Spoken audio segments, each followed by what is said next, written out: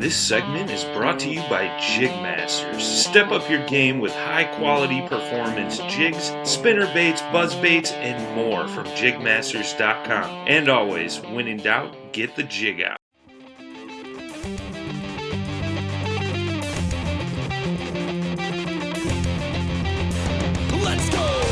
This is the Chasing the Tide saltwater segment on the Paddle and Fin Network. I'm your host, Dustin Nichols. So come along for the saltwater shenanigans.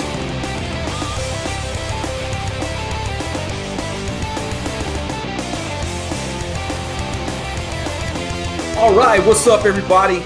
Welcome to another edition of Chasing the Tide saltwater segment here on the Paddle and Fin Podcast Network. I'm your host, Dustin Nichols.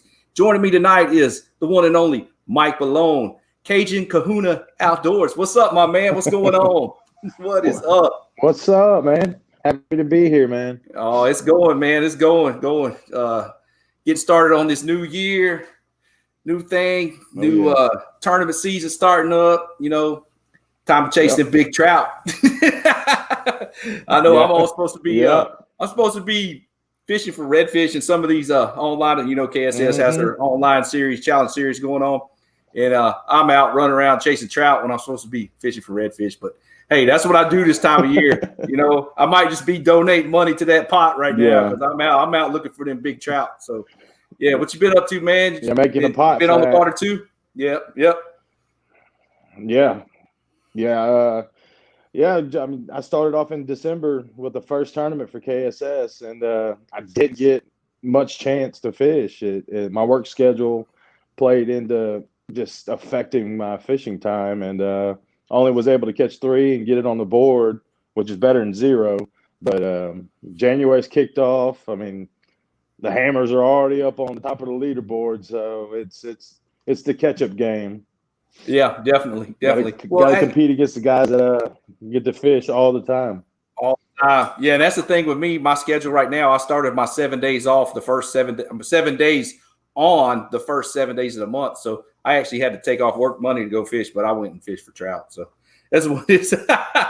So, hey, rolling into the show here, why don't you introduce yourself, tell everybody what, where you're from, and, we'll get into how you got started fishing as you were younger, or what got you into this kayak scene. Yeah, well, like you said, my name is Mike Malone, a.k.a. Cajun Kahuna Outdoors. The guy that actually got me started into kayak fishing is the guy that came up with that name. Sweet.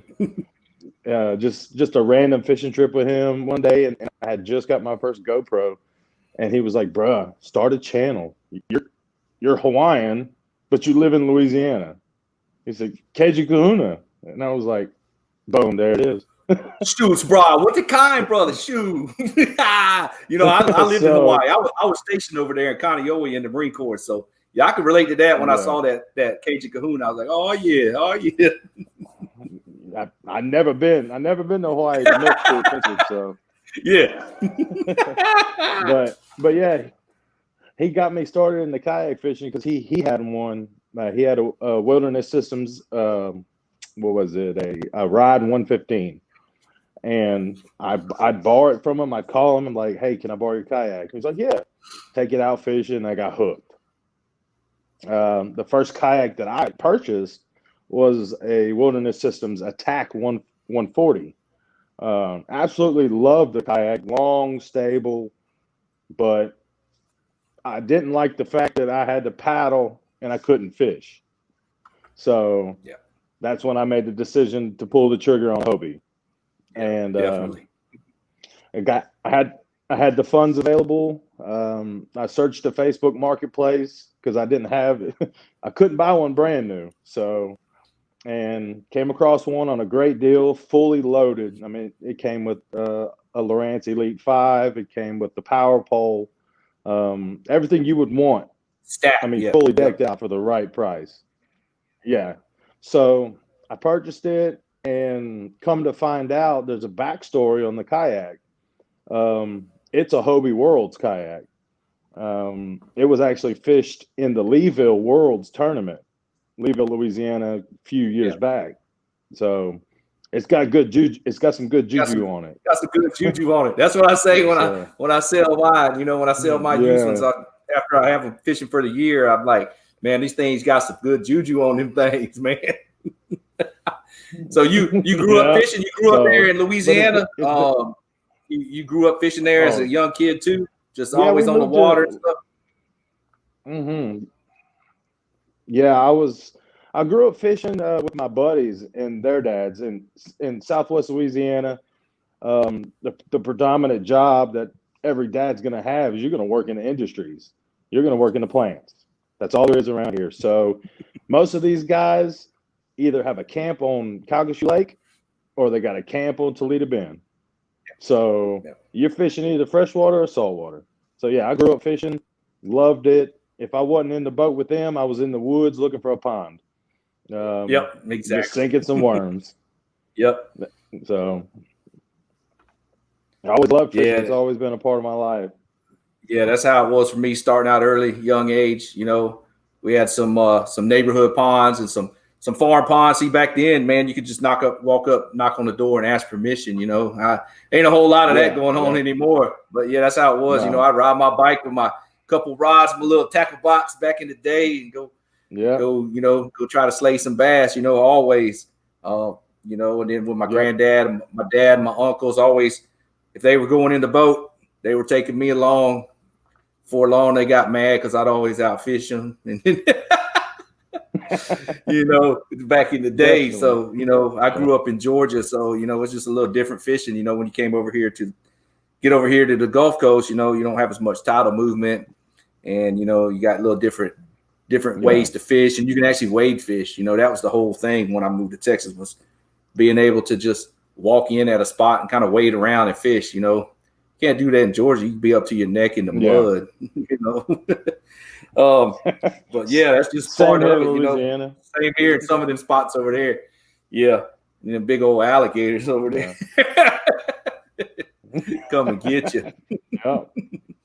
So you target you like a lot of the inshore stuff going on. You're based out of Louisiana. So what would your general area, where would that be at? Where's that going on? Well, I'm based in Southwest Louisiana, which is, about 30 miles from the border of Texas and about 30 miles from the Gulf of Mexico. So we have a lake in between I-10 and the Gulf of Mexico called Calcasieu Lake. As the locals call it, we call it Big Lake.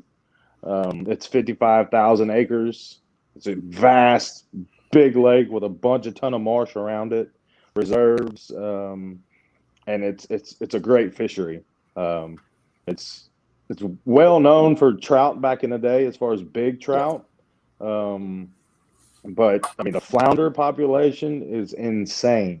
I mean, the November's the run, so I mean, you can literally go to the ship channel and catch them in 5 minutes, your limit. And it's just a great fishery. There's tons of ways you can fish. Oysters, grass, duck ponds. I mean, any way you want to catch them, you can catch them. Yeah. And then all around the area with the way the marshes surrounds it, and you say the duck ponds and all the sloughs and canals and bayous. Yeah, it's got to be some prime redfish areas there too. Yeah. So what is your favorite fish to target? You like redfish better than anything else? You like to mix it all up and you go out and target just whatever you're going to catch that day? I love the fight. Yeah. I love the fight of a redfish, but I love to catch speckled trout. Yeah. I love the way a trout hits a bait. I love to eat trout too. So yeah. But the fight of a redfish it's bar none the best. I mean, it's just it's pretty cool when you can roll up on some that are all in tunnel vision on that shrimp in the grass, and they're all just in the grass, and they don't even know you're coming up on them, and you just slide up and that line just burning off, and that screaming through your guides, that drag pull, you know, you get that good fight and just hold on when you get in them like that. That's pretty dang fun. And then And I really like the unexpected when you're kind of blind casting in between areas. You might not have no much activity, or you see some bait kind of sprinkle pop up, and fire a little spook in there, and it's this unexpected topwater hits from the redfish. They just blow it. That's like it's like the the holy grail of when redfish. You see them come up behind like it, that. When they wake up behind it and open their mouth, bam! Yeah, that's fun stuff right there, man. That's why that's what's addictive about it right there. Is man, you never know. Definitely. You get out there, and you never know if it's going to be your day to catch that 10-pound trout or that perfect slot 9-pound redfish. Big. You never know. That's what keeps people going back. Is that? Yeah. Yep. The addiction is caused by that. On the bass side too, you never know when you're going to set the hook into a 10-pound plus fish. And I do like the bass fish a lot, but I like the uncertainty of the inshore. Fishing that soft plastic, bouncing along, you could get slammed by a redfish. You could pick up some black drum. You could pick up a big old doormat flounder, trout. You don't know. I mean, a big gar could be around. You can do it all on the same. You do it all on the same shoreline. Sometimes it just happens. Sometimes it can. You can go out and crush them all different species. Have a big smorgasbord of fish that day. And there's days it happens, and there's days it don't. You don't always go out and catch what you're targeting. Sometimes that's the way it is. But that's not catching. Yep, taking the time to explore new areas. That's always a big plus. What are some of the tools you use to break down areas you're going to go target? You got anything you want to share with anybody on that? I'll throw a wrench for you right there. If I pull up to an area, first off, I'm looking, is there water moving? If water's moving, and I'm going to use my graph a lot because I'm trying to find the drop-offs. I'm trying to find the water depth change. I'm trying to find a deep hole. And if there's a deep hole by with an adjacent point, that's what I'm targeting right there. I'm going to throw on that point, moving water around it, ambush points. Yeah. And depending on the depth is where I'm going to choose either am I going to fish the bottom, jigging a soft plastic, or am I going to throw, say, a popping cork But I'm also going to eyeball what bait's around. Is there bait coming out of the water? Is shrimp jumping? Is it pogey? Is it mullet? It's a ton of factors to decide how I'm going to react to first cast. Yeah, because a lot of people out there will ask, man, how do you know I go target redfish? Well, a lot of times those redfish are going to be up on them grass lines, pushing bait up in there, and you're going to hear them. It sounds like a dang toilet bowl flushing sometimes when they, they go up in there, or just like I've mentioned this a bunch on many podcasts and many videos, is that you can't miss those birds, especially those white snowy egrets. If they're around each other and they're playing hopscotch, there's fish there because they don't like each other. They're not social birds. They're either there, either if they're together, they're mating, but most of the time they're jumping all over it, flapping and picking. They're eating that bait, and then redfish got pinned up in that grass. And that's a big key right there. If I could tell anybody one thing, that's like, man, key in on the birds and key on that bait and throw what they're eating. If you can see what them fish are eating, and a lot of times the fish are going to be making so much noise, you're going to hear them anyways and see the little pops and swirls. Yeah. Shrimp blasting out of the water or shad busting out of the water. I mean, that's a big plus is using your senses, hearing and sight to scan the area too. Say if you're not familiar with the area, you can start out by blind casting areas and working stuff, but also be listening and looking, because that's going to help you key in on the areas too. Just like, especially when you're fishing some new water, man, that's always a big deal, because everybody's like, man, well, how can I do this and do that? I was like, man, I said, I'll tell you some watches, but I'm not going to give it away to you. I said, time on the water is what's going to help you become a better angler. And it's all about, well, I'll tell you some spots. I'll help you out. but I'm not going to give it to you on a silver platter like people expect. And I've had this discussion. You got to earn it. Some online groups and stuff too. It's like people are just flat out lazy, man. They'd rather go and pay a Patreon account for somebody's YouTube and have it crap mapped out for them, and have all their little fish catch GPS spots and all this and that. I'm not trying to bash on that. To each their own. That's you do you, I do me. But that's lazy. If you're going to depend on that to find fish, that's not an angler. That's somebody getting served something that somebody else worked for. So I might stir something up with that, but oh well. Yeah, put the miles in. Go put the time in. Yeah, put the time on the water. That's what's going to make you a better angler. Not buying some info off of somebody else. Not going to do it. The trips you have where you don't catch a thing, write that down. Write what the tide was doing. Yep. Write the temperature. Write the water temperature down. What you were throwing. What bait you saw. Just record all that information and look back in the future when you have the same conditions, and adjust. That's what comes into this right here. Ding, ding. Click, click. That's been a big plus is that the Angler app is actually, I can log all my stuff down. It logs my trip and all that good stuff. So, it's a big deal to, like you said, keep a log, keep track of all that info. Because that's a big plus. You can go back and look at that. And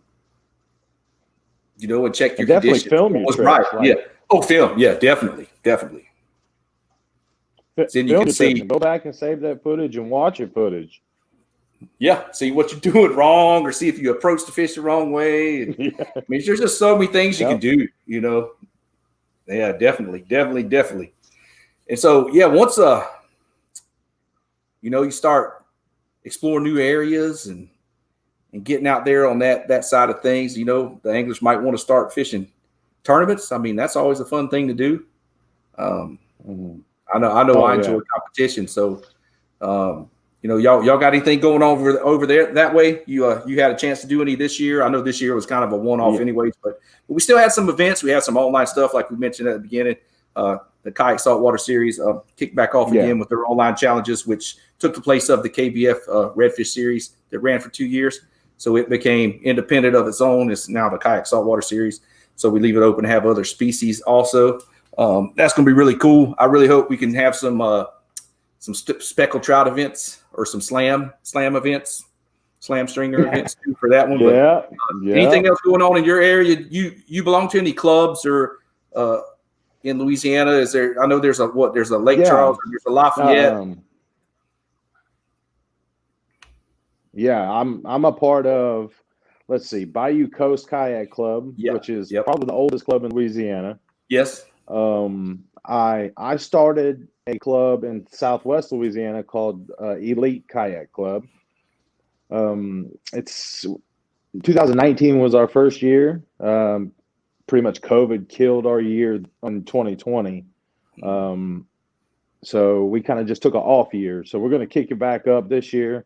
Start throwing our CPR tournaments, weigh-in style tournaments. But my first tournament besides the online KSS series is this weekend in PAC, which is Pointe-aux-Chenes, Louisiana, at PAC Kayak Rentals. They have called the Polar Challenge. The Polar Challenge. A speckled trout. Speckled trout. Yep, that'll be fun. That'll be fun. So that'll kick off. 5 speckled trout, weekend. 3 redfish. 5 speckled trout, 3 redfish stringer. Yeah, we're leaving Friday. Gonna stringer weigh in, and we're leaving this Friday. Gonna pre-fish on Friday. Cool. Stay the night there, and then tournament day Saturday. Smash them on Saturday. It ought to be fun. That should be really cool. Yeah. How far away for you? Is that about 3.5 hours or so? It's more of 5 hours. About 5 hours, because you got to get all the way on the other side and down south of New Orleans, right? Yeah.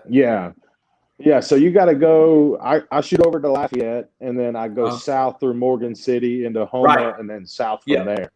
Yeah, that's the way I normally go to New Orleans too, just to bypass the I-12 traffic and all that. I'll go down and take the scenic route, coastal route. Yeah, yeah.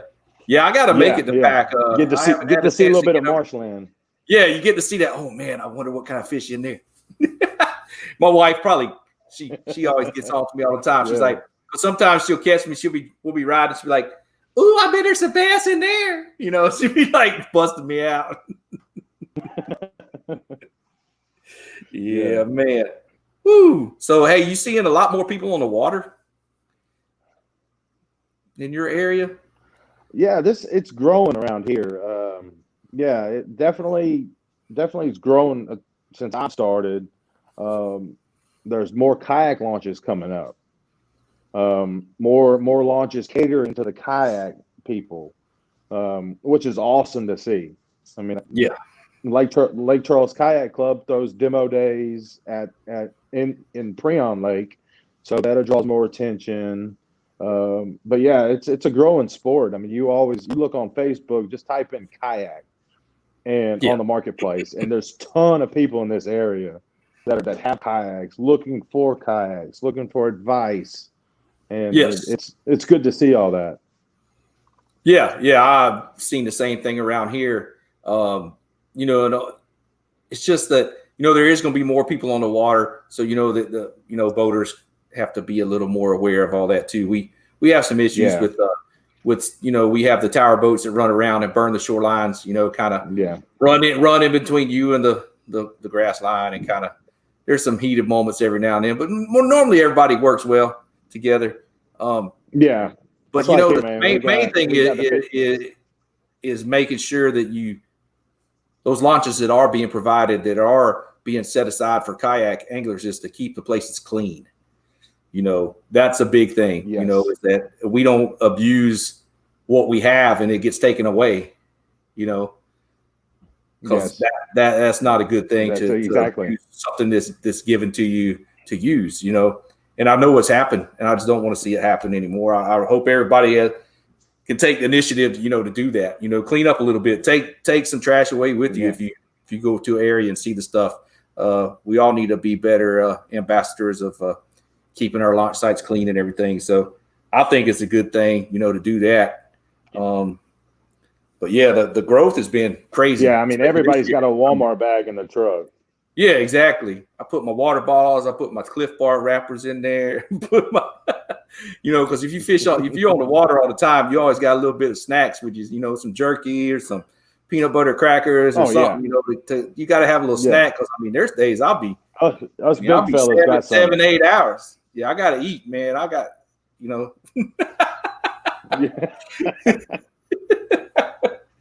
Yeah, buddy, man. Yeah, we gotta eat, man. We're always hungry. I'm always hungry too. Always. And fish too. Whoo, man. So you got a YouTube channel too, right? You say that's your channel, Cajun Kahuna Outdoors. Definitely, if all the listeners out there, if you're watching it too. Cajun Kahuna Outdoors. It's just a little channel, man. I mean, It's not like you go look at all the YouTube fishermen, and a lot of their stuff is turning into more vlog style videos. Yep. There's a lot of talking. Not my videos. I'm fishing. My videos is straight fishing. I may talk a little bit, but if you want to watch a video where somebody's just catching fish and learn, that's it. That's me. I'm not all about. I might do a little intro. Hey, what's up, man? I'm here. This morning I'll be doing this, chasing redfish. I'm gonna throw this bait, and y'all come on along. And that's about it. I might do a little bit of B-roll if I see some birds take off or a little alligator swimming, and that's it. I ain't getting all into that cinematic crap. Sorry. I just want to catch fish. And I like that over the shoulder view, and I got a front view, and I'll go when I'm fighting the fish, I'll go back and forth, and then when I landed, I got the front view to show the fish off. Then I go back to my over shoulder. I got an action hat. I just don't like the moving around all the time. I'd rather have that stationary over shoulder point of view, and you can still see the blow up, still see the fish moving. You can kind of pan in on them if you want to, and I've never been about trying to like grow my channel and monetize it or anything. I just want to start making videos and use it as an outlet for Jackson, because I'm on Jackson's team, and I want to be able to provide some stuff for blogs for them for on the website. I write an article and give a little info and show, sight casting redfish or topwater speckled trout or something, it's just something like that. I never really got into it to like really take off. But if it does, then organically, then okay, oh well, cool. Because there's a lot of people out there doing their same thing, They're all kind of copying each other. And I'm just like, whatever, I'm just filming when I'm going fishing. I ain't trying to really get all stupid with it, but it is what it is. Yeah. Yeah, you see that a lot, man. A lot of guys, a lot of copycats. Yeah. Oh yeah. Yep. And then they go through we'll get a solo skiff, and then that's not even kayak anymore. Now I do have a motor. I do run a torpedo. Yeah. I definitely do, but it's allowed, and that was my big deal was that's if it's allowed, I'm all for it. I still paddle though. I still like to paddle around really. in my back bayous and stuff. I got some skinny water I can go get in and mazes back in the marsh and stuff. I love stand up and push pole around. And just look for them and reds in there crawling on their belly, man. There ain't nothing wrong with that. I look for the Doritos is what I call them. Doritos. Yeah, the little tail sticking up. Yep. The Dorito. Just look for the Dorito. Dorito sticking up. Be a couple of them every now and then. Yep. Oh yeah. So when you're out there looking for Doritos, I got to turn them things off. Look, they're trying to interrupt all these stuff I'm getting on here. All these notifications. I need to turn that junk off. Notifications. Yeah. Yeah. I don't. It's gonna be like ding. I'm like, I'm sorry about that. I'll fix it for the next one. So when you're out there looking for them Doritos, say you got pick 3. That's what I call this little part right here. Pick 3. You got 3 setups you can take with you. Bait caster or spinning combos. What are they going to be, and what lures are going to be tied on them? Give us a rundown.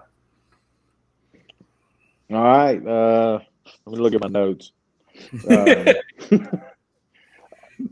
I got my spinning combo. I always carry a spinning combo. The sole purpose of my spinning combo is for popping cork. I will not throw a popping cork on a bait caster. But my spinning combo is a Premier custom rod. It's 7'6". It's medium fast. I throw 30-pound J-braid Grand on it. It's got a dial Saltus back bay on there. Yeah, that's the 8-strand. It is. I compare it to Power Pro Super Slick. Yeah. But it's smooth and it's strong. Yeah. But it's got a Saltus. It's got a dial Saltus back bay reel on there. Absolutely love that reel. The smoothest reel I've ever had. And I'm throwing a 4 Horseman cork. Always. Only cork I'll throw. A lot of people say, man, the cork don't catch fish. You ain't ever thrown that cork. Yeah, there's different tones to all of them. They all got a different sound. That noise that cork makes definitely attracts them. Mm-hmm. And it just depends on situation, on what kind of bait I'm looking at in the water, but I'm probably going to have a Captain Lane ghost minnow on it. It just mimics a shrimp or a glass minnow perfectly. The flicker of the tail, and it's going to be on a 16th ounce death grip jig head. That's my spinning combo. I'm going to bring 2 bait casters with me. I'm going to bring a Premier custom rod that's going to be 7 foot, medium heavy, strictly top water. It's going to have a Daiwa Tatula SV on it with 30-pound J-braid Grand on it. Going to have a Norton Lures quick twist. So just in case I got to change my bait quickly, I don't want to have to retie a top water with treble hooks.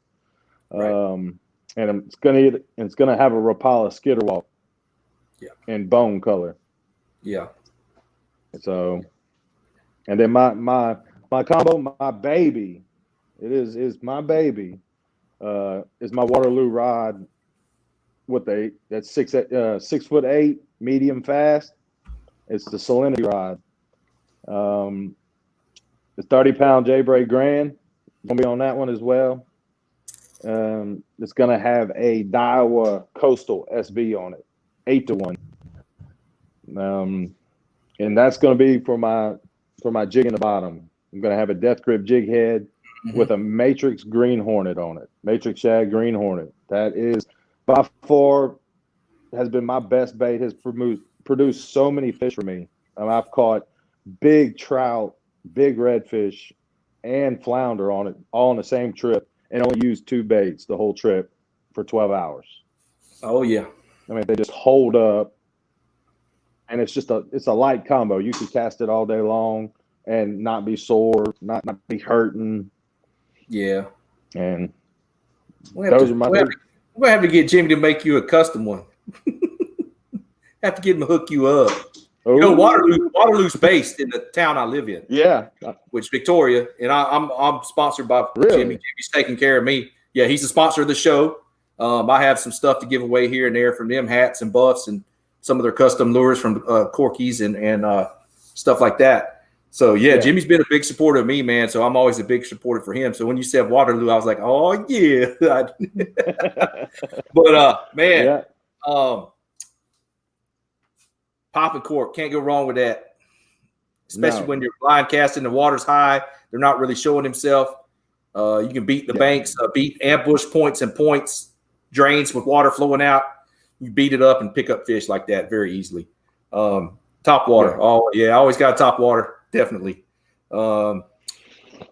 Tony's, he makes a little twist lock. Norton makes a twist lock. Yeah. Twitch Fishing makes one that's really cool. I picked up some of their stuff. They're out of Louisiana. I'm actually starting to dig theirs. It doesn't twist. It's a little different setup, but it's pretty dang strong. Okay. I really like it. Man, top water. You can't go wrong with that skitter walk. No, you can't. Or the Spook Junior or One Knocker in that holographic bone silver. Always that color. Ooh, always yeah. Boy, it does some damage. And jig head with some kind of swimming paddle tail. Yeah, you can't go wrong with that. Yeah. On that salinity too. That's 6'9", 6'8", 6'9". 6'8". We gonna set you up with some Jimmy. We need to get you a HP Slam mag or a Ultra mag and get you hooked up with one of them.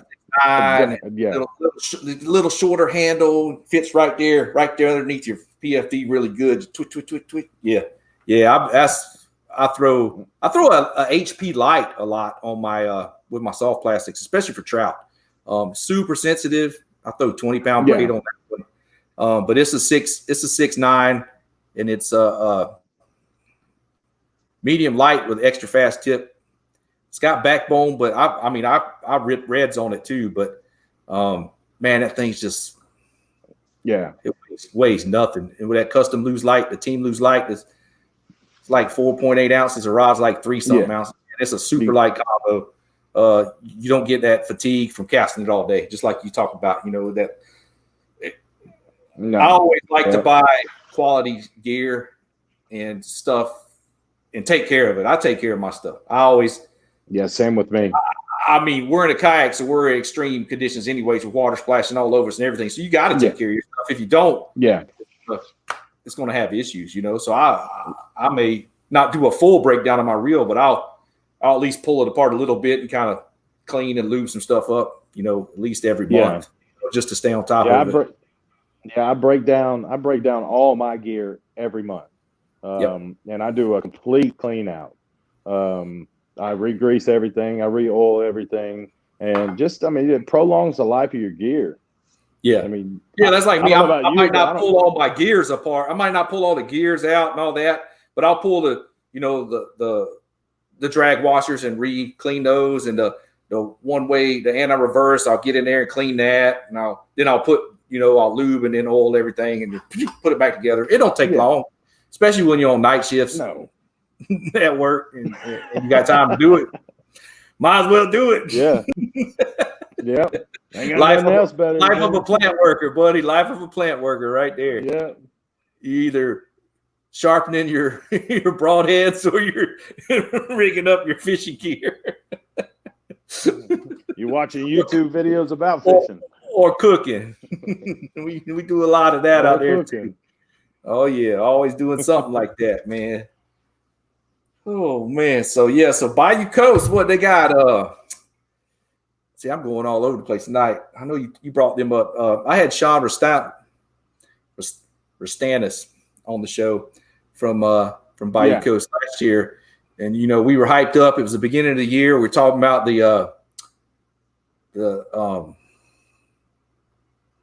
what was the event? Fall and Tide event that was supposed to happen in October. Sorry, I got a little tongue tied right there. Yeah.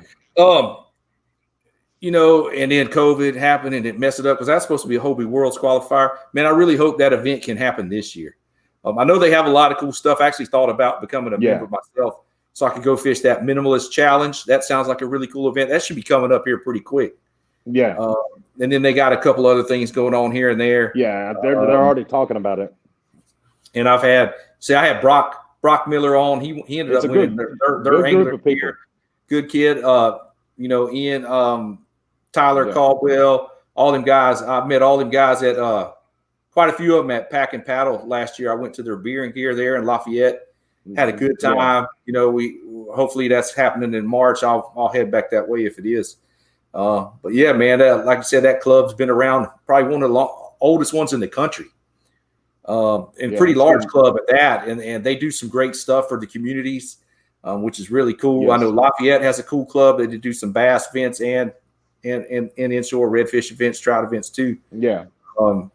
So man, there's just activity all over, right there in Louisiana now. It's become real popular. Yeah, their tournaments draw in giant crowds. I mean, giant anglers. I mean, what was it? 2019, I Paddlepalooza in Grand Isle, Louisiana, and it's 260 anglers in a one-day tournament. Yeah, that's insane. This is a slam tournament, a slam style tournament. Big red, big trout, big flounder. Yeah, and I wasn't able to catch my trout and my flounder, but I did catch second place big red. Woo! And I got beat out by the last guy to weigh in. Oh wow! Yeah, that's always tough when it's like, man, I've had a couple like that too, man. Yeah, but it was a good guy, Chris Holmes. He's a great guy. He awesome photographer. He writes great articles. But yeah, he beat me. My redfish was 26.5 inches and 7.76 pounds. Mm-hmm. His came in at 8 pounds, a little over 8 pounds. Oh man, it was less than a quarter of a pound. Stud redfish. Yeah, 2.5, 3 ounce difference, man. Yeah, that's how it rolls, man. Yeah, our slot's different. Our slot is. And I was one of the first ones to weigh in. We'll get 28-inch redfish on the dock, and when we want to go and have a live weigh in for our redfish trails over here, we've been measured a fish 2-3 times on 2 different boards. Man, that thing's it's right there. It's right on the money. And you get over there and you get on that slanted check it stick, and they. Like, gosh, that's how you got to do. It's just so competitive. You either swing fences to win it, or you ain't gonna place. You got to push the envelope, man. It's like, you're gonna need 16 pounds, 15, 16 pounds to win. You got to push it. Definitely. You got to push it. There's so much competition, and we have a lot of great stuff happening this year coming up with a saltwater angler redfish series. It's going to have a redfish World Series in Corpus Christi. They actually have a trail in Homa, so I'm gonna come over there. I'm going to come over there and find some fish with you. Fish definitely. Come on. One man event is 2 days. Your best 5 redfish. You can turn in 3 one day, or all 5, however you want to do it. I can't. Yeah, it's going to be different in Louisiana, because Texas we can only have 3, but Louisiana you can have how many redfish? 10 or 5? 5.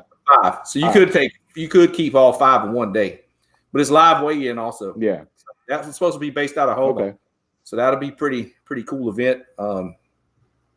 KSS kicking off with all the online challenges. I know we're going to have a live event on the Gulf Coast and one live event on the Atlantic. in the Atlantic region. So just waiting to see the locations for those. I know the national championship again will be in Gulf Shores, and that should be fun. I got some experience, some of that back in November, where all I caught was oversized fish pretty much the whole time.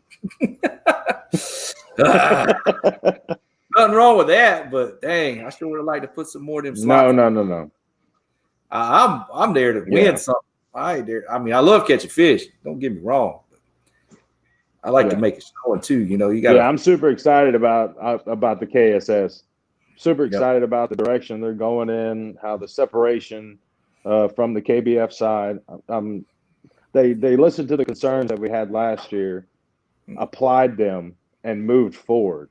And big shout out to Chad Hoover on that. I mean, he went above and beyond, and in the right direction. And it's got a lot of things happening, and it's going to be great. Yeah, I fully believe in it. I 100% support it.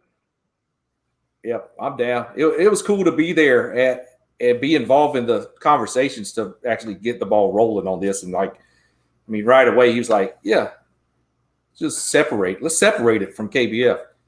I mean, because there's people that didn't even know about it. You know, it's like, let's make it its own entity. Let's do this now. And I think he came back the next night, said, "Hey, I already got the website. I bought the the website name. I did this, I did that." And the ball was rolling right away. It was that fast. You know, it was like boom. You know, that was cool.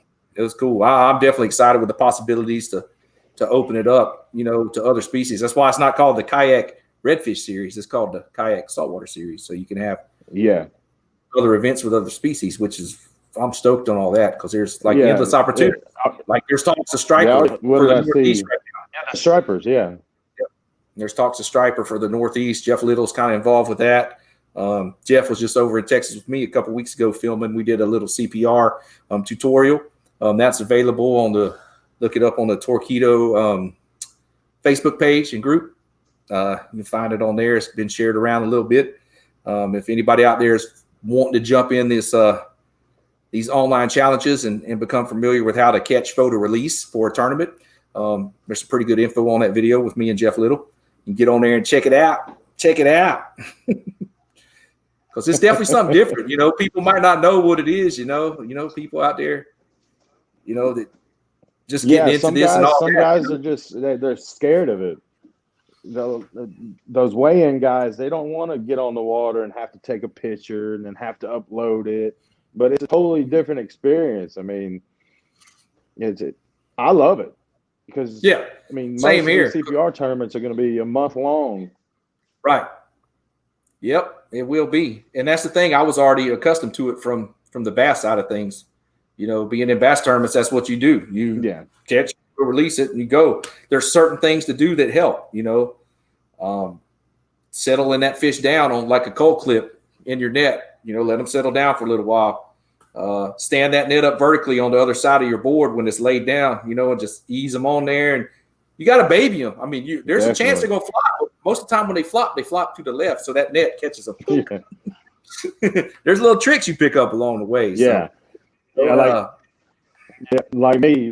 If it's a 26 3/4 inch redfish, I'm not going to take the picture with that redfish on my lap.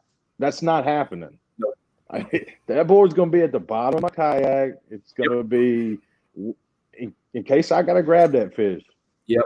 I'm gonna eat over to the bank. I'm gonna put my stakeout pole down. I'm gonna slide sideways. I'm gonna get the fish down in there. I'm gonna take my time. That's the way. You don't just throw that fish up on your lap. Because what happens when you're on the lap? They got all that area to flop and go off the side and bounce around. Yep. You're down in that off the side of the gunnel, down in on your deck area, your kayak. They're laying at an angle naturally, the way the board lays across, and you get that net vertically, and it helps them, and you just let them settle down and measure. I know a lot of people, you know, like you said, they kind of scared of that. It's nothing to be scared of. It's all good. No. Yep. Yeah, I'm excited for this year. We got a lot of good things going on. So, man. So hey. Yes, I'm just ready to go. Yeah, we kick off this ready weekend. ready to catch some fish, man. Bass tournament this weekend, kicking off with San Antonio Kayak Fishing, this little Facebook group my buddy Eugene Mora puts on. Quite a bit of members in that group, and it's a split series, 2 freshwater, 2 saltwater events, so that's always cool. Where you got to be able to that's stay consistent on both sides to win the Angler of the Year in that little trail. We got a podcast tournament coming up the month of February. We'll be Chasing the Tide Winter Trout Showdown. There'll be a 10 fish aggregate. Your best 10 speckled trout. It's open to all waters that have specs. So here, there, Mississippi, Alabama, Florida, Georgia, South Carolina, North Carolina, Virginia. Hopefully we'll get some more entries in on that one. Hit that up. It's on the Facebook page. I have to check that out. Chasing the Tide. It'll be on the Fishing Chaos app. You can look it up. It's already loaded on there for entry. It's the Chasing the Tide Winter Kayak Speckled Trout Showdown, sponsored by Waterloo and Truchador and Co. and the Paddle and Fin podcast. Should be a good little event. It's another thing too. The switching from Tourney X to Fishing Chaos. I mean, my transition from Tourney X to Fishing Chaos was seamless. It wasn't much to it. No, not at all. And and a lot of people may deter from that. They're used to one thing and change. They don't like change. So I just adapt and roll with it. And roll with it. That's one thing you learn in the Marine Corps. Roll with it. It don't stay the same all the time. You got to just adapt and overcome and do what you can to get by with it, what you got.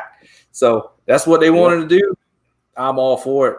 The stuff that they'll be able to do with Fishing Chaos as far as keeping track of points for end of the year totals, the ability to have a separate, what they call ticket, is when you buy entry, there's a ticket for the pot, then there's a ticket for the big fish. That helps you have 2 separate leaderboards. So there'll be a leaderboard for your 5-fish stringer, and there'll be a separate leaderboard for your big fish pot. So you can have a slam pot, a 5-fish trout stringer, and then say like big redfish, big trout. That'll be 4 different tickets for your entries. But it helps you distribute that to the 4 different leaderboards, which that's what people were confused about. And I was like, if you just think about it, it makes sense. It's just different. They got to get used to it. So it's going to be good to go. Just got to get used to it. We'll have some stuff rolling out here. I took a position with them for their director of communications, so I'll be doing like tournament updates and stuff like that. I know we're waiting to see the results for the December challenge, so we'll get that out there and get some get broken down by regions and states and get some props to everybody that did well in those. Be looking for articles if anybody's out there. You'll get with me. We'll do some articles, get up on the website, share some stuff like that too, share some info and some great stuff to get the ball rolling on this thing, man. So, I'm excited for this, the growth of this series, and hopefully we can kick some butt. It's going to be big, man. It's going to be big. It's going to be big. I mean, what's the championship? What's the national championship bringing? I mean, and there already a guaranteed payout or – there's going to be some good payouts. The main thing is to get the number of participants up. I think last year we had maybe 60 people that qualified. I want to say only like almost 20 showed up. Yeah, and this year I would like to see the number bigger, and then the pots could payout will grow. But I know Angler of the Year pays out well. But I know the thing that I'm most excited for is what comes from the bass tournament side is the addition of the 10. That means the top 10 people in your Angler of the Year standings go to a standalone tournament called the 10. And they fish against each other for $10,000. Is it 10,000 or is it 5,000? I might have, don't guarantee me on this, but this is a pretty good chunk of money. I know the first year might not be up to what the bass side is doing. The bass side's pretty far up there. I think it might be 5,000. I don't know. I can't. Don't mark my word. Don't quote me on that one. Chad going to thump me in my head. But yeah, I'm excited for that. Being that we'll have 2 live events, and there'll be a national championship in Gulf Shores, Alabama. It looks like, and then the 10 will probably follow shortly thereafter in Gulf Shores also. So I'm stoked about that. That's the main thing, and I just hope I can. I'm not a winter redfish person, so I've been just donating to the pot trout for last month and this month. So my time to fish, I usually fish for redfish in like June, July, August, September, October, November. That's usually when I'm fishing for redfish. Yeah, I like the fall better. Summer, spring is good too, but I'm all about them speckled fish. you need to get them water temps up so we can throw that top water for the redfish. Yeah, that needs to be over 60. Definitely 60, 65, a little higher. Yeah. Once it hits 70, it's definitely on when it's above 70. Yeah. So. Yeah, right now they're a little sluggish. Yeah. They'll hit it a little bit, but they rather hit a wake bait or a slow crawl soft plastic. Definitely. Yep. Oh, shoot, man. Well, man, I appreciate you coming on the show tonight, man. That's gonna be my focus. There you go. I give you the stage, man. You got some shout outs, you got some sponsors you want to thank or anything like that, man. We could definitely. Big shout out to the Daiwa, man. I mean, they're top notch products. I wasn't with, but I was an avid user of another brand, and the quality just wasn't there for me, and I made the switch, and I'm not looking back. I'm not going anywhere else. It's been amazing. I know I can rely on their products, and I'm pleased, very pleased. Another company, Matrix Shad, Chad Champagne, and him and his wife Christy, amazing people, produce great products. Their swim baits is pretty much strictly all I throw because they catch fish, hands down, catch fish. I mean, I could bring 4 baits with me on one trip, and I'm set for 12 hours. I don't have to worry about the bait tearing, nothing like that. Let's see who else. Salty Traditions. It's the clothing company. He's been amazing to me. He's an innovator on shirt designs. His stuff's extravagant, but they're awesome. He does all his own artwork and produces quality fishing gear, performance shirts, hats, stuff like that. Who else? Attorney Tag. I mean, can't say enough about Mr. Bill.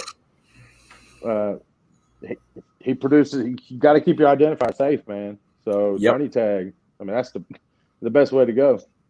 Yep. And I just want to thank KSS too, man. Thank Chad Hoover for just applying what everybody was saying and creating its own thing. I'm super excited about that. Just to give a little bit more recognition to us salt guys, to us salty fellas. Oh yeah. But and thank you, man. Thank you for inviting me on the podcast. Oh yeah, no doubt, man. I've been meaning to reach out to you, and I was just like, man, I need to get my man Mike on there, see what's going on. I didn't realize I thought you were further over on the east side of Louisiana, so you're only about 3.5 hours from me, so I'm gonna have to set it up. We'll have to hit the water sometime. You come over here and chase some trout too, or something. Definitely. It's all good. Or we go chase them on Calcasieu. I'm down. There's still some in there to find, and we can go find them. I'm all about the flounder too. Some flounder. That's some good eating right there. But man, it's gonna be a good year. Hopefully everything's lined out and get this pandemic behind us. It's got to be better. Rolling. It's got to be better than 2020. Yeah. 2020 was a one-off, absolute shit show. Wasn't that good. I mean, but still, we had some events, stuff adapted, and we had some CPR stuff going on, and we still had some live events with virtual check-ins and stuff like that. It worked out. So we adapted with that. We rolled with the punches, and that's hopefully, we're going to roll into it this year and keep going. So, man, we want to thank all the viewers, listeners for tuning into this. Thanks again. Yes, definitely. For joining me. Thanks to Waterloo Rods and Truchador Co. for sponsoring this segment.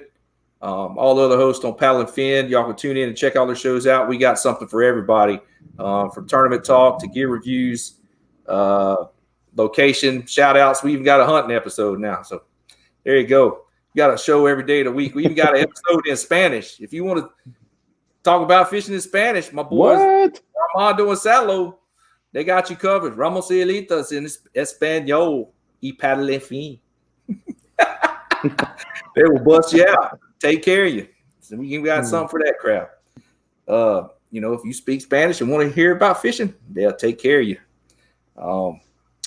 Good to go. But yeah, man, thanks for tuning in. Thanks, everybody. Don't forget, go check out Chasing the Tide podcast page on Facebook and get the info for the Kayak Winter Speckled Trout Showdown. It's on the Fishing Chaos app. Thanks again, Truchador and Co. and Waterloo Rods. I got to show you this. Here this episode. We got. Ooh, man, that's that Star Division. Speckled Trout. Winner. That's that winner for that's that Star this past year. How big was that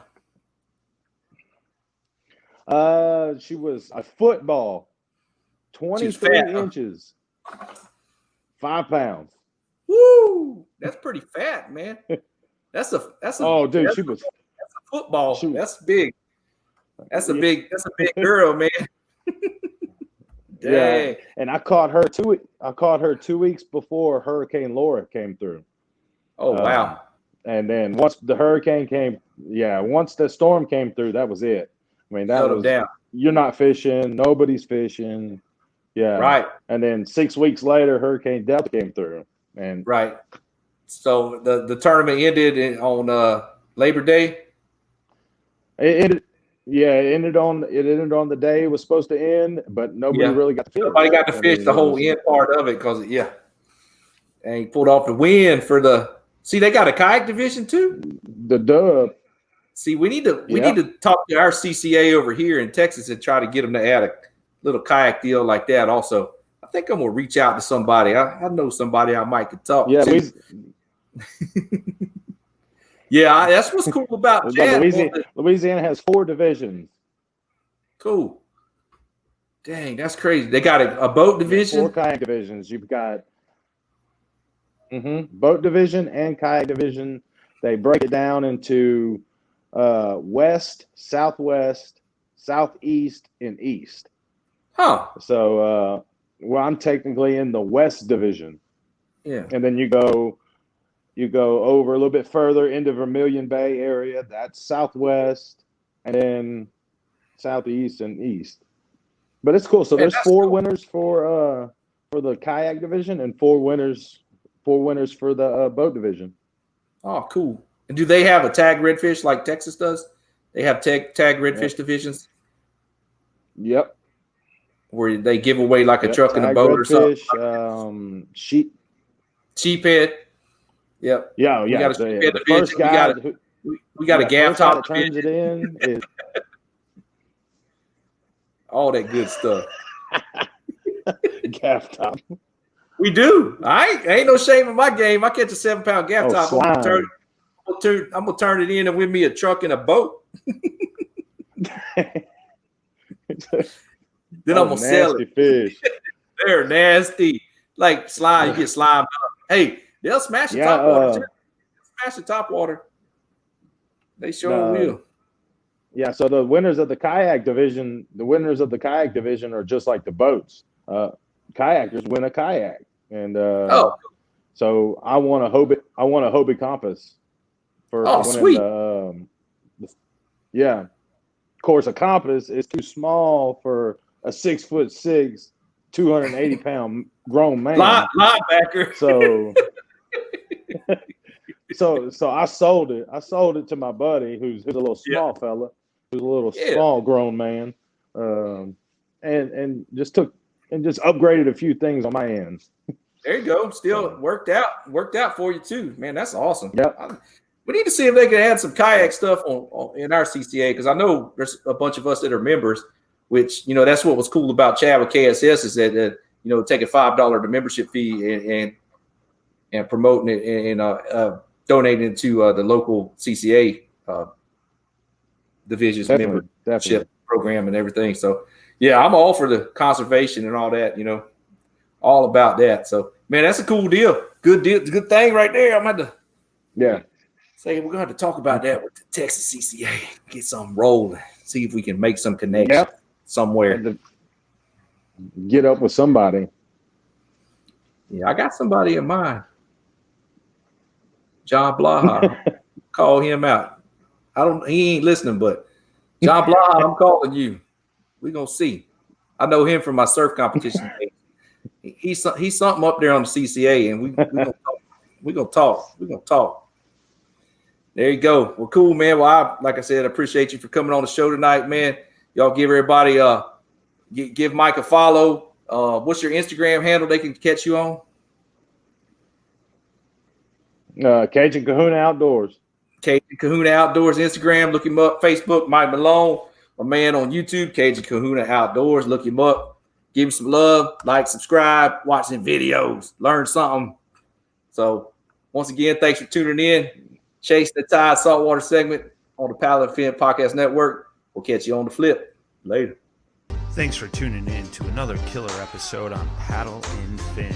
Don't forget to go check out our website at paddle_and_fin.com. Don't forget to check out the YouTube channel at Paddle and Fin. If you got a question, comment, want to hear from a future guest on a future episode, feel free to email us at paddle_and_fin@gmail.com. Don't forget to follow us on social media at Paddle and Fin on Facebook and Instagram. Shout out to our show supporters, Angler. The Angler button and app just makes for a better time on the water and creates a virtual logbook for every fishing outing out on the water. Shout out to Rocktown Adventures, located in northern Illinois, for all your kayaking, camping, and hiking needs. Shout out to Jig Masters Jigs. When in doubt, get the jig out. Go to jigmasters.com.